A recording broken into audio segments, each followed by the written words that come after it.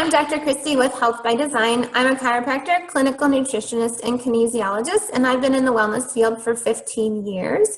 We're very motivated to provide patient education because we believe knowledge is power, and there's so much that we believe you can do in order to take your health into your own hands. Today, what we're going to be focusing on is how to read labels. There's a lot of misconceptions and a lot of tricky marketing that's on labels. We want to teach you how to read those so you know exactly what you're buying and what to look for. So first, let's go over the anatomy of a label. There's a lot of information on there. What you need to know is that there isn't a whole lot of standardization on labels, and companies do use tricky marketing tactics to fool you. So if you look on the back, first you're going to see that white and black part of the label called nutrition facts. This is where you would find the amount of sugar, fiber, protein, sodium, calories, as well as your RDAs. The next thing that you're going to look for is health claim and propaganda. So that's usually on the front. It's usually colorful and eye-catching, especially for kids. Like, for example, the Trick cereal box has the bunny and everybody wants the bunny. But here you'll see claims like all natural, whole grains, or organic. Then you're going to see the ingredient list. So if you go below the nutrition facts, that white and black grid, the ingredient list is usually in small print below that, and it's listed from highest quantity to lowest quantity. So sometimes people didn't realize that. For example, if the very first word is sugar, then you're going to want to stay away from that because that means that that has more sugar than anything else that will follow it. Avoiding processed grains, sugar we talked about, or hydrogenated oils in the first three ingredients. So if it has grains, sugar, or hydrogenated oils in the first three ingredients, beware. You're going to see certifications, and this is super important. We're actually going to show you below a couple of labels to look for that are easy to spot. USDA certified organic or non-GMO verified. The other thing that you're going to see above the nutrition facts is the serving sizes, and that's really important. That's where companies will hide. They'll make the label look like there's only a certain number of calories or grams of sugar or sodium in a product, but you might look above and see that the serving size is only a quarter of a cup, or that a serving size of a can of soda, for example, is only half of the can. Well, how many people only eat half of the can? So if that was the case, then you would have to double all the numbers below that. So if it said it was only 100 calories, but the serving size was a half of the bag or the can or box of whatever you're eating, then you would actually be consuming double that if you ate the whole can. So food labels. On the left here, we have what to look for, and then on the right, in contrast, would be what to avoid.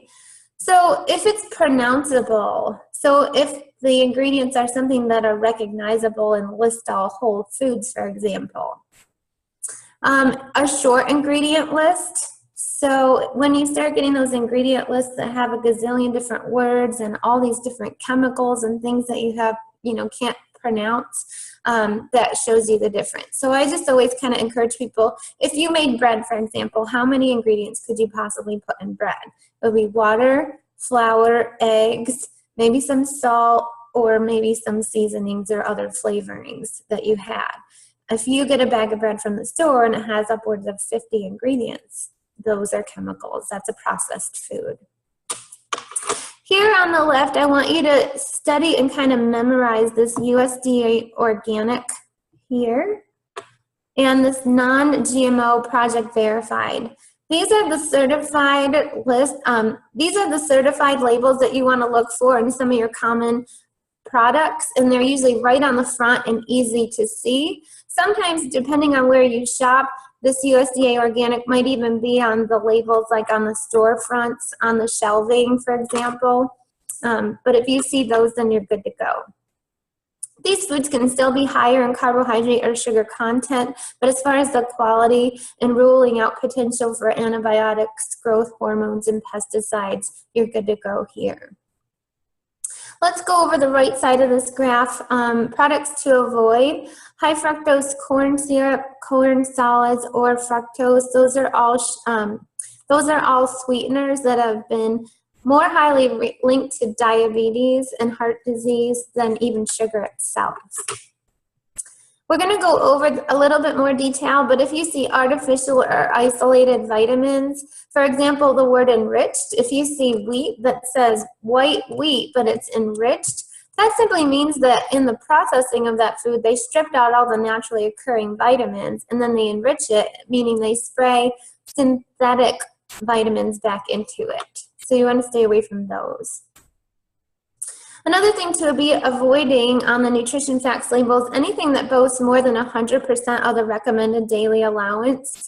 This would be most common in energy drinks. You're going to see the B vitamins, for example, sometimes they'll be 1,000 or even like 2,000% of the recommended daily allowance. I've even seen 10,000% of the recommended daily allowance. So that would be overboard, that would be mega dosing.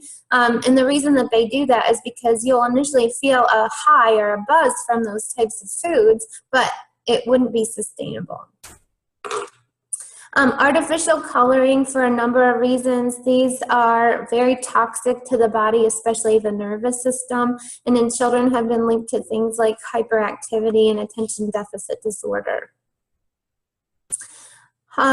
Oils that you should be aware of are things that are hydrogenated oils.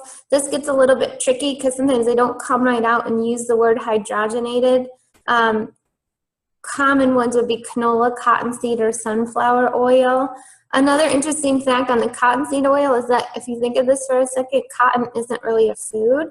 Therefore, there's no regulation as far as what they can do to it or have to do to it to put it in the foods. Definitely want to avoid GMOs. We talked in another lecture that genetically modified organisms have not been studied for safety in human consumption. So if you're eating them, you are the experiment right now. So we don't yet know what the disease risk is going to be.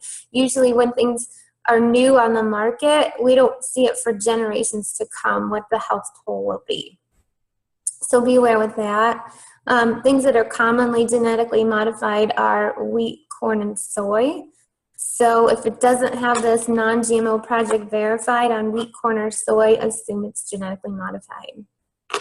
Preservatives, so all those chemical words that are on there are preservatives. Anything that says naturally flavoring, so natural flavors sounds good. Again, that's a tricky marketing ploy. Natural flavoring could be any of 200 different chemicals. So the word natural is to draw you in, but if you think of it for a minute, arsenic is natural. It doesn't necessarily mean it's healthy for you, a good idea to consume it. MSG is another one. MSG is a flavor enhancer. It used to be highly used in Oriental food restaurants, and they used to have to tell you that it was in the foods now.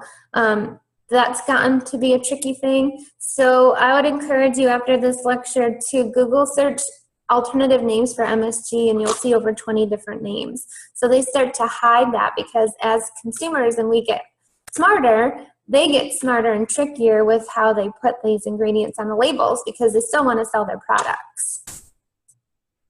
Another thing to avoid would be any products that boast that it's a lighter version, a low-fat version, or a low-calorie version. So one of the quick rules that we have in the office, if it sounds too good to be true, it probably is. So first of all, if it's the light version of an already high-calorie food, it could still be a high-calorie food. It just has less than the original formula of that recipe. Low fat or low calorie, think of this for a second. If they take the fat or they take the calories, or even if it's a low sugar product, they have to make up for the flavor of it somewhere else because it wouldn't be palatable. So usually if it's low in fat, it's higher in sugar. And things that say no added sugar, that doesn't mean anything. It could already be a high sugar food. It just means that they didn't already add more sugar to it. So produce, we always encourage our patients to shop around the perimeter of the grocery store. Reason being is because that's where your real foods are. So your produce section, your meat, and your dairy are usually on the outside.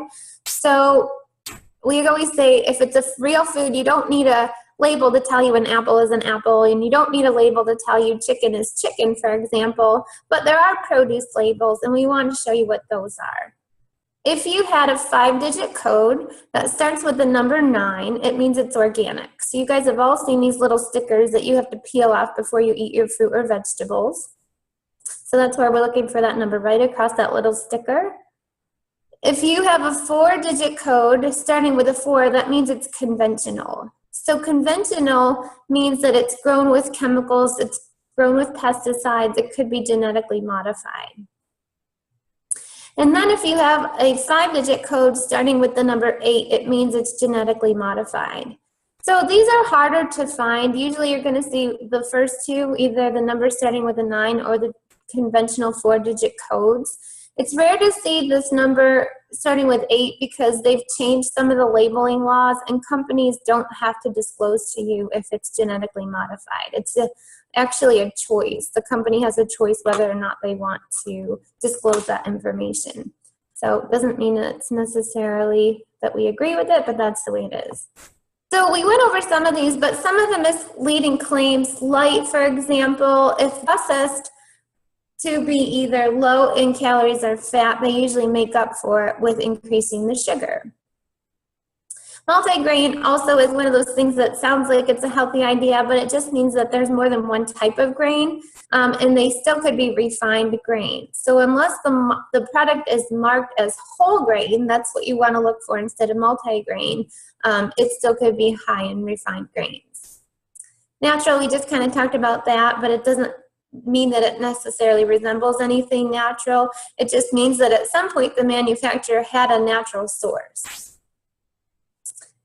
The word organic is tricky because it doesn't have the USDA organic label above. What that means is only a portion of the ingredients are organic in there. No added sugar. Some products are already naturally high in sugar, so the fact that they didn't add more sugar doesn't necessarily mean that it's a healthy option. Usually no added sugar could also be loaded with unhealthy sugar substitutes that you need to look out for.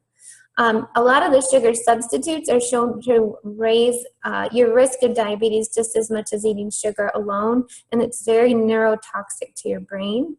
Children should never eat foods that are that have sugar substitutes. Low-calorie products have to contain 1/3 fewer calories than the same brand's original product. So, like we said, if the original product already had high calories, 1/3 fewer calories might not make it healthy. Low fat, be careful and read the ingredients listed on the back. The label almost always means that the fat has been reduced at the cost of adding more sugar. Low carb. Recently, low carb diets have been linked with improved health. However, processed foods that are labeled low carb are usually just processed junk foods, similar to processed low fat junk foods. Another in the same train of thinking is the gluten-free revolution, and I see that that's in a couple more bullets. But just because a product is gluten-free, if it's a gluten-free cookie or a gluten-free cracker or a gluten-free snack food, it's still a carbohydrate, it's still a snack food, meaning it should be eaten in a limited fashion. Made with whole grains. There's probably very little whole grain in the product. Again, you need to check that nutrition fact label and see if it's in the first 3 ingredients. If not, then the amount could be negligible. However, that product could still be claimed that it's made with whole grains. Fortified enriched, I always laugh over this one because it would sound like, yeah, I want the enriched version of something. But what that means is that the nutrients have been stripped during the processing of that product. The naturally occurring nutrients have been stripped. And so they fortify it or enrich it with artificial vitamins and put it back in. So an example would be enriched vitamin D milk. We talked about gluten. Fruit flavored is another one that they'll get you with. So many processed foods that have a name that refers to a natural flavor, such as strawberry yogurt, there might not be any fruit in that product. There's just chemicals in there that are designed to taste like fruit. So I always laugh, do you remember watermelon, Big League Chew, the gum, or like the Bubblicious? I don't know who decided that that was the chemical that tastes like natural watermelons, or grape flavored candy, for example. Doesn't taste anything like a grape or an actual watermelon. So be cautious on the fruit flavored labeling. Zero trans fat actually means that less than 0.5 grams of trans fats per serving. So if the serving sizes are misleadingly small, the product can actually contain a lot of trans fats. So that's where we taught you up above to always look at the serving size. Because if it's less than the entire container, you have to multiply the amounts of fats, carbs, sugars, that kind of thing by the amount. MSG, we talked about doing a Google search for all the tricky names for MSG. So here I put some of the most common. The ones that I see all the time are maltodextrin, anything hydrolyzed, like hydrolyzed yeast or yeast extract, autolyzed yeast. A lot of the words with yeast are in there. Glutamic acid, all these weird words. So just look, you need to read the ingredients. Many names for sugar as well. So we kind of talked about this. As you get smarter as a consumer, they need to hide this stuff in there because they want their products to taste good. They want their products to be addictive. Basically, they want to make money and they want you to come back for more. So if you're addicted to it and you can't just eat one, then they win. Beet sugar, brown sugar, buttered sugar, cane sugar. Some of these sound like the healthier version of sugar, even coconut palm sugar. But again, depending on your obesity, your health risk, what your health goals are, you might need to be more strict than other people about even some of these healthier sources of carbohydrate. A lot of sugars are hidden under the names of syrups, so look out for some of these, including agave, which a lot of people think is a healthier version.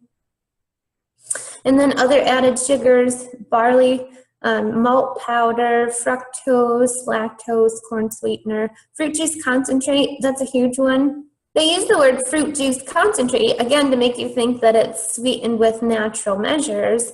But fruit juice concentrates, look at the serving sizes and the amount of carbohydrate. Even some of the healthier fruit juices or smoothie substitute might have up to 60 grams of sugar in one serving, even though it's just pureed fruits and vegetables.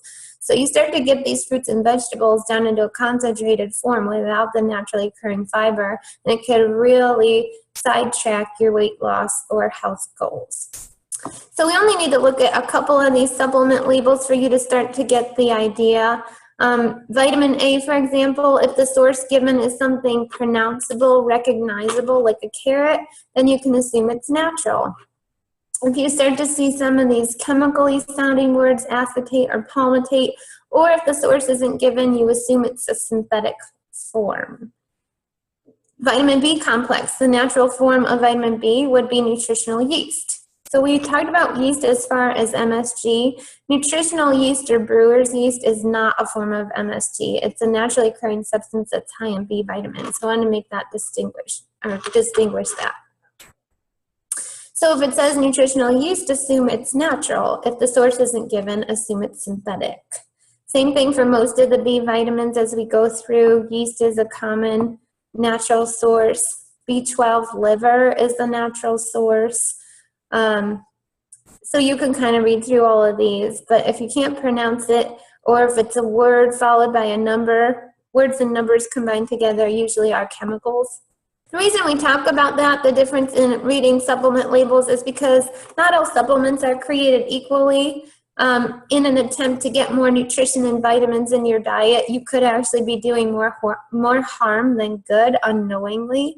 And the supplement companies know this. So it might be a lot less expensive for a company to put together a bunch of these chemical synthetic isolates that are just meant to look like the naturally occurring vitamin. But the body doesn't recognize it the same way that they would recognize nutrition from actually occurring foods. Because, for example, if we take the top one, when your body gets vitamin A from a carrot, it's naturally occurring in nature with all the cofactors and enzymes that your body needs in order to digest and absorb the vitamin A. So when you start breaking it down and getting these isolates, your body actually looks at some of those synthetic supplements as chemicals and will try to get rid of them and detoxify them. So what we have for you following is some practice. So what we talked about on the front of the label is things that are eye-catching and that draw you or your kids in. We've got the animated character, lots of colors. We've got the health claim that there's at least a little bit of whole grains in there. It actually says it twice, so they're really boasting on this whole grain thing here. If you zoom in even further, they actually tell you that it's naturally and artificial fruit, and it's flavored, it's sweetened. So you always have to look at the fine print on these things. So that's just the front. The front is all the propaganda and the marketing and the tactics to get you to buy it. What they're hoping is that you don't actually turn it over and look at the labels that we just discussed. So let's see why. So here we go, fine print. So this is the nutritional facts label that we saw before, that we said has your calories, amount of fats, your cholesterol, carbohydrate, sugars, and protein. So if your trainer or your nutritionist tells you to look at your macros, this is what you're looking at. Down below, this is your RDA, which stands for Recommended Daily Allowance of some of the most common vitamins and minerals. But where the important information is up here. So this tells you that a serving size is actually 1 cup. I don't know how many of you have actually ever measured out a cup of cereal, but it's a lot smaller than an actual cereal bowl. So you want to look at that, and then you also want to go below the label and come over here to ingredients. So we said make sure it doesn't have grains or sugar or syrup in the first 3 ingredients, and this has all 3 of them. So that means that it has more grain, sugar, and corn syrup than any of these things down below, which are supposed to be vitamins. So now we see a bunch of items that are hard to pronounce, unrecognizable. We see the combination of words and numbers. So these are some of the toxic artificial colorings that we see, and some of the preservatives. BHT is in this one. It doesn't tell you what the source of the vitamins are, so we're going to assume that they're synthetic. So let's switch to another label. So let's contrast this, probably a no, not so healthy choice, with maybe a healthier version of a cereal. So here's a Kashi cereal box label. If we zoom in, you can see right away that USDA organic on the front. And that's really all you can see, but see, they're not so worried about being so flashy and everything. There's no health claims on the front of this box. So if it didn't have the USDA organic and it only said organic promise, you really wouldn't know what % of the ingredients in this product were organic.